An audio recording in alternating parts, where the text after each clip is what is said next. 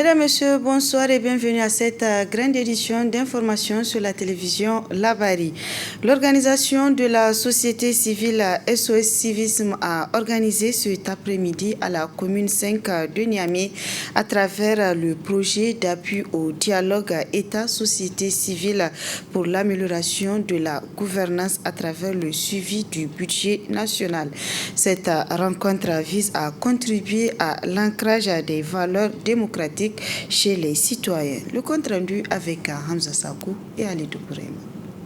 Promouvoir le civisme et expliquer l'importance de payer ses impôts sont entre autres objectifs assignés à cette séance de sensibilisation des populations sur le rôle de l'impôt et taxes dans le développement du pays.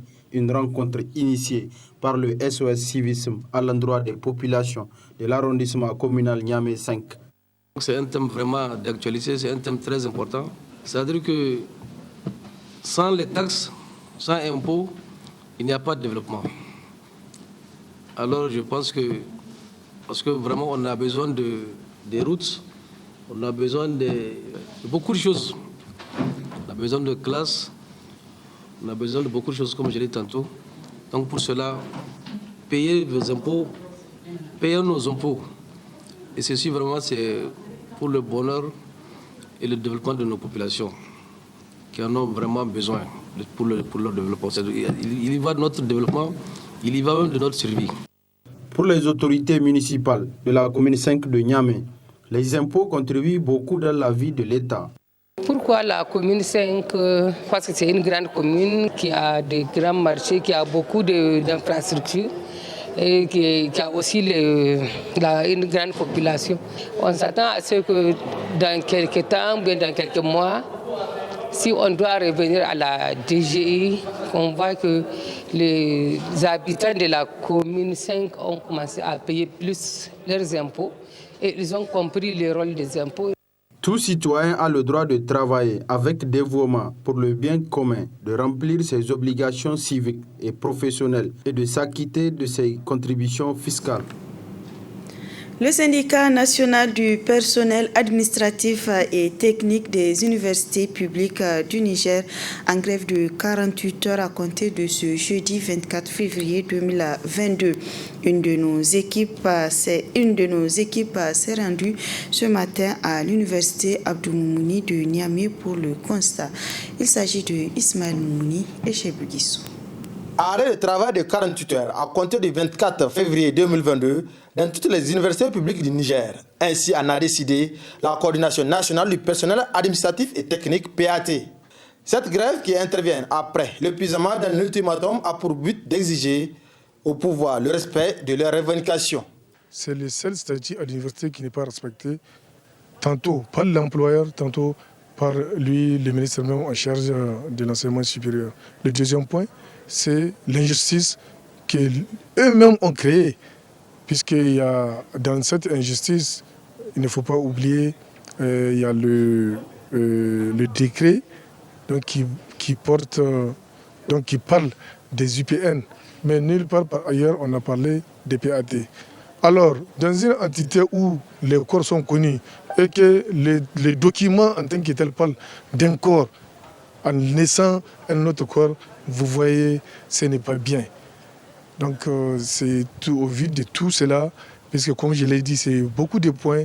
Quand vous prenez le service public, c'est une prime qui est donnée à l'ensemble des travailleurs du Niger, mais sauf quelques PAT au niveau de nos institutions. Je ne sais pas pourquoi. Qu'est-ce que nous avons fait? Bis immobilisés, autre activité au ralenti. Ce sont là donc les étudiants qui payent un lourd tribut de ce bras de fer qui oppose le ministère de l'Enseignement supérieur et le PAT. Cette situation, c'est une situation quand même de malheur. Parce que rien ne bouge dans cette maison. S'il n'y a pas la question du transport, s'il n'y a pas la question de restauration, si peut-être les salles ne sont pas du tout bien balayées, et ouvrir même peut-être parce qu'il faut qu'elles soient ouvertes pour que les étudiants puissent avoir accès et prendre les cours aisément. Et que je pense que c'est un malheur et que si possible l'État doit créer les conditions pour pouvoir résoudre dans un bref délai. Vraiment, cette grève-là, ça va nous conduire très très très mal. Puisque vraiment, nous avons des amis même qui nous ont appelés vers... Moi-même, j'étais en ville même, c'est tout près ici à Robandé. Je suis venu à peu près 6 heures du matin. Comme nous avons un examen, et on m'a dit qu'il y a un mot d'ordre puisque les PAT sont en grève, les bus ne sont pas circulés.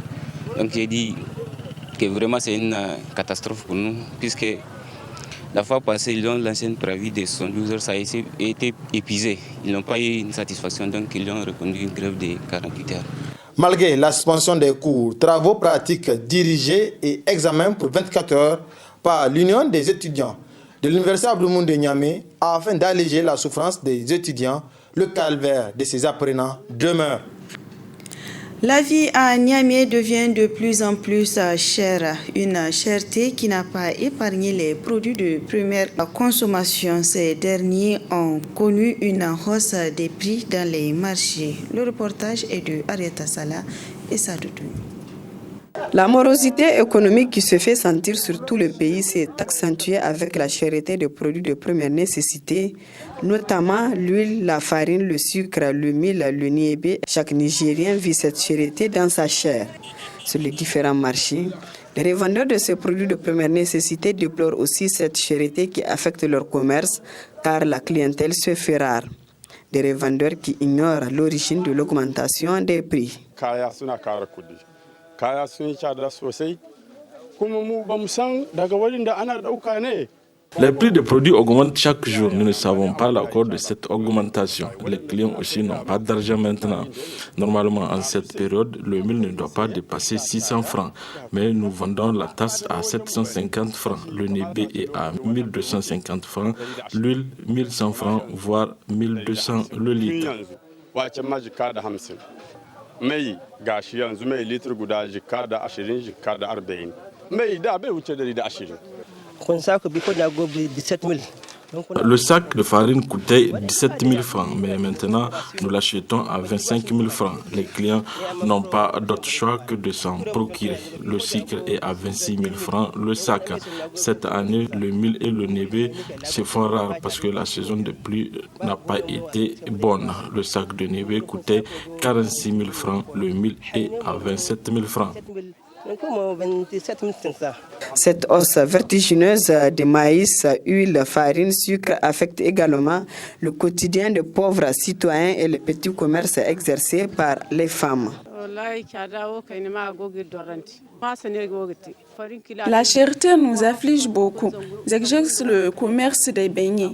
La farine qui coûtait 400 francs avant, nous l'achetons aujourd'hui à 600 francs.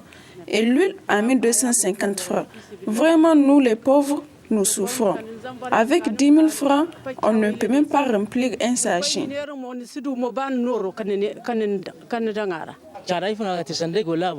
C'est parce qu'il y a la pauvreté que la charité se fait sentir et l'État ne fait rien pour changer cette situation.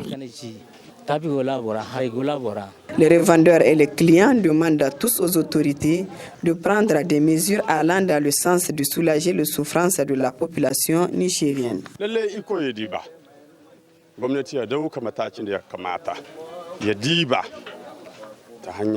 L'État doit apporter secours et assistance aux pauvres face à cette situation.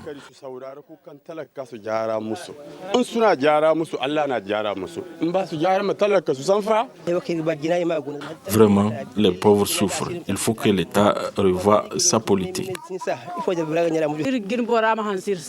Les autorités doivent penser à la situation des pauvres que nous sommes. Guidandaka est le nom donné à un site hors de la ville d'Arlit pour le traitement du minerai d'or extrait à Djibarakatan. Une décision prise par les autorités afin d'éviter la contamination de la population par certains produits chimiques. Aujourd'hui, le site se réorganise et attire beaucoup de personnes. Des détails dans cet élément du studio Kalangu. Situé à 12 km au sud de la commune urbaine d'Arlit, Guidandaka est un site de traitement artisanal du minerai de l'or extrait à Djibarakatan. Le site a été créé pour éviter toute contamination de la nappe d'eau souterraine, mais aussi de la population d'Arlit. Le choix du site-là n'est pas fortuit. Pourquoi ne pas aller à l'est de la ville? Pourquoi on n'a pas choisi d'aller au nord de la ville d'Arlit? On a choisi le côté sud. C'est en tenant compte de la géologie du terrain. La nappe des Tarat dans les sites, elle est à 180 voire 200 mètres de profondeur. Et c'est une succession d'argile, de grès, fin, grès grossier, etc. jusqu'à atteindre la nappe. Pour Hayassi Gamar, la mise en place d'une organisation structurée a permis de mieux canaliser les efforts, mais aussi de contenir le flux de quelques jeunes migrants vers le Maghreb et l'Europe. saboda wurin yana bukatar tsari aka yi sandika kuma alhamdulillah tunda aka yi ta yanzu safe 11 mois da aka renouvelance biro wanga wanda mu muke ciki abubuwa da yawa sun sake saboda ai securizan wurin muna aiki tare da force de défense et de sécurité muna aiki tare da mutane saboda wuri ne wanda ya gama jama'a na ko ina yanzu aka yi lissafi bisa haraka immigration kinga gidan daka mutanen da tattare su 10,000 à 15,000 personnes jeunesse kawai wanda annan duk wanda ya zo yana ganin su akwai su. En 2020, un recensement a permis d'estimer à plus de 5,000 les personnes qui vivent sur le site. Un atout pour la commune qu'il faut continuer à développer, estime Maoula Abdraman, le maire. Aujourd'hui, les chiffres d'affaires au niveau de cet espace appelé Gidandaka, c'est des chiffres d'affaires extrêmement importants qu'on ne retrouve même pas avec la Cominac. Vous allez trouver toutes les couches sociales, chacun dans ce qu'il sait faire, en train de travailler. Et nous sommes en train de réorganiser ça parce que c'est vraiment à ciel ouvert. Et bientôt, nous sommes en train de chercher des partenaires pour pouvoir clôturer ça et vraiment mettre de l'ordre à l'intérieur.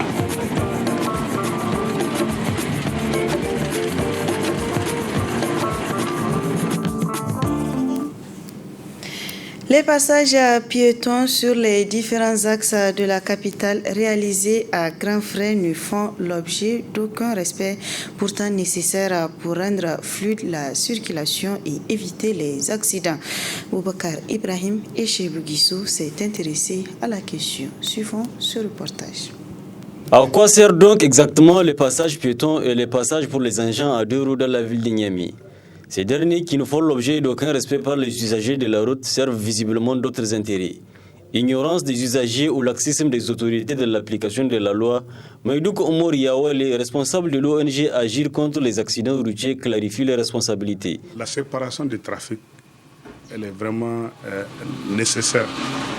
Elle est même obligatoire dans certaines zones. Parce que vous trouverez sur une route les piétons, les cyclistes, les cyclomotoristes et même les animaux sur la route, ce qui n'est pas normal. C'est ce qui a amené les autorités de la ville de Niamey à proposer la séparation du trafic sur certaines zones, au niveau de certains axes. Comme vous prenez le boulevard Tanimoun. Le boulevard Tanimoun, il y a eu une séparation du trafic. Il y a eu le passage des cyclistes et cyclomoteurs. Et il y a eu un espace qui est réservé même à la marche à pied. Mais malheureusement, il suffit de jeter un coup d'œil sur ces passages, vous allez trouver que des vendeurs, des ambulants, des vendeurs de rue sur ces passages-là. Nous avons attiré l'attention des autorités communales pour qu'ils pensent, pour qu'on puisse ramener les gens à respecter ces passages. Parce que ça a un coût. C'est des centaines de millions qui ont été investis pour séparer les trafics au Niger. Mais là, malheureusement, personne ne dit rien. Tout le monde se tue. Comme si nous sommes dans un état de guerre. Comme si l'État n'existe pas. Les gardiens de la station routière, ils sont dépassés. C'est-à-dire la police et la gendarmerie. Ils sont là. Tu vois les cyclistes sur la voie principale alors qu'il y a une voie qui est réservée, qui a été construite à grands fonds. Ils ont mis beaucoup de moyens pour le faire. Mais malheureusement, personne ne dit rien. Vous trouverez seulement des vendeurs de galettes sur ces passages-là. Il opte également pour une vaste campagne de sensibilisation, tout en ne manquant pas de préciser qu'il faut utiliser les gros moyens si les gens ne suivent pas, avant de lancer un cri de cœur. Il y a une méconnaissance des textes. Parce que les cyclistes, les cyclomoteurs n'ont pas fait le code de la route. Donc il n'y a que l'État ou la Niger qui est chargée, qui est l'agence nigérienne de la sécurité routière, qui doit mettre des moyens pour sensibiliser le public, pour que les gens puissent savoir que ce passage-là, cette route-là a été faite pour eux et ils doivent l'emprunter. L'appel que j'ai à lancer, c'est à l'endroit d'abord de la population elle-même, pour qu'elle sache que lorsqu'il y a un passage piéton, ils ont le droit, puisque les cyclomotoristes. Les cyclomotoristes également, il faut qu'ils sachent qu'ils respectent la législation en vigueur. Les gardiens de la législation routière qui sont la police ou la gendarmerie, ils doivent réprimer ceux qui ne respectent pas les passagers. Il est important de comprendre que la circulation de la route demande un certain nombre d'attitudes et de comportements à tenir pour se préserver et préserver la vie des autres. C'est le non-respect de certains usages prévus pourtant dans le code qui favorise ainsi les accidents. Allons à présent à la découverte des femmes du groupement Salmaharey du département de Tera, un groupement féminin dont l'entrepreneuriat n'a aucun secret et dont la principale activité est la transformation des feuilles de moringa. Le reportage avec Nafissatou Yahya et Aboubakar Souley. Elles ont décidé de ne pas croiser les bras ou tendre la main à quelqu'un. Elles, ce sont les 29 femmes réunies au sein du groupement Salmaharey du département de Tera, animées par l'esprit d'entreprendre. En effet, la principale activité de ces braves femmes est la transformation des feuilles du moringa, une plante aux multiples vertus.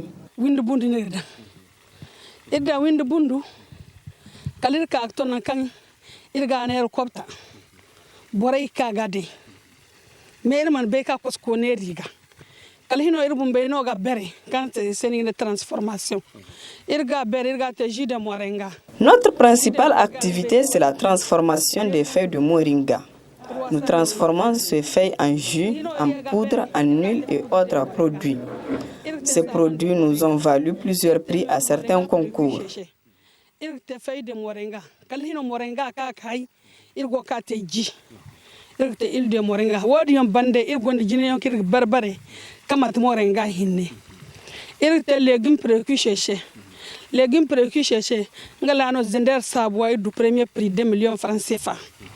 Pour cette activité, le groupement Salmaharey bénéficie du soutien du chef de canton de Tera et du programme des Nations Unies pour le développement.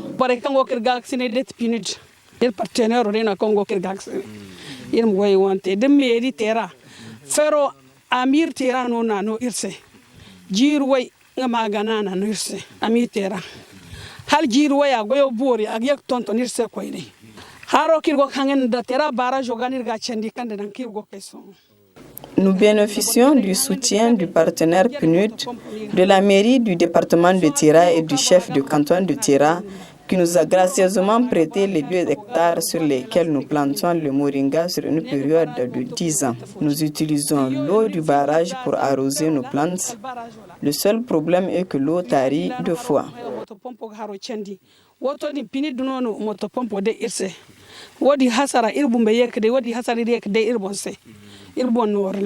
Une des ressources importantes pour mener à bien leur activité, l'accès à l'eau constitue un problème pour ces femmes qui sollicitent le soutien de l'État.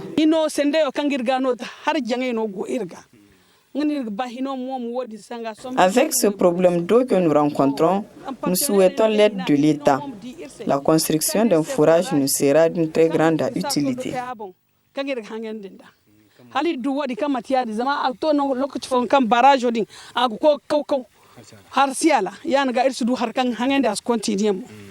Ces femmes qui y mettent de leur temps et de leur énergie pour contribuer à l'économie nigérienne ne méritent-elles pas d'être soutenues et encouragées? Voilà, ainsi donc se referme ce journal. Mesdames, Messieurs, merci à vous de l'avoir suivi et restez en compagnie des programmes de la télévision La Bari.